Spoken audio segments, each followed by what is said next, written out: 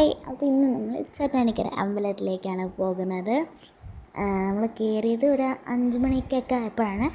ഒരു 6 മണിയൊക്കെ ആയപ്പോഴത്തേക്ക് നമ്മൾ അമ്പലത്തിലെത്തിയിട്ടുണ്ടായിരുന്നു. അപ്പം 5:40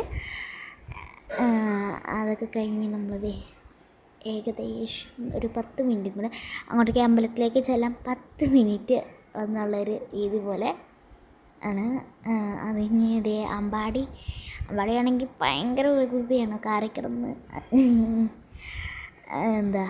അവൻ അവിടെ കിടന്ന് അവൻ ഇരിക്കുകയില്ല. അതുകൊണ്ട് അവന് ഹലോ പറയാൻ അവൻ അതുപോലെ ആദ്യം ചെയ്തു കേട്ടോ.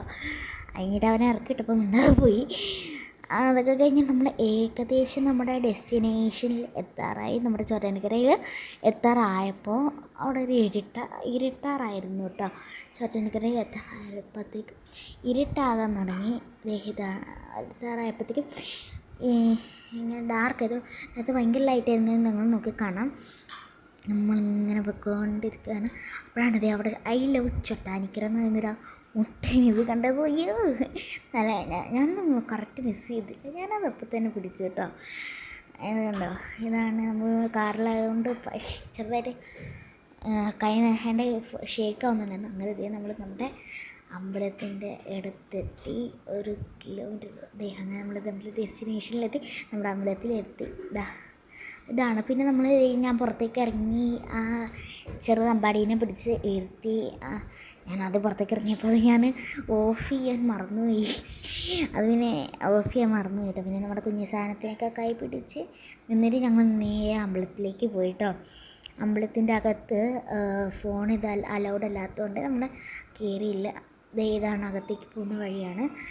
പിന്നെ നമ്മൾ കുറച്ച് ശർക്കരയൊക്കെ അകത്തേക്ക് പോയിട്ടോ. പിന്നെ നമ്മൾ അകത്ത് ഡിവൈസ് അലൗഡ് അല്ലാത്തതുകൊണ്ട് നമ്മൾ കയറ്റില്ല. പിന്നെ നമ്മളങ്ങനെ ബൃന്ദാവനിലെത്തി കേട്ടോ. നമ്മൾ ഊബർ വിളിച്ചാണ് വന്നതും ഇനി പോകുന്നത് ഊബർ വിളിച്ചാണ്. ഒരു ബൃന്ദാവൻ ഉണ്ടായിരുന്നു ചോറ്റാനിക്കരയുടെ അടുത്ത്.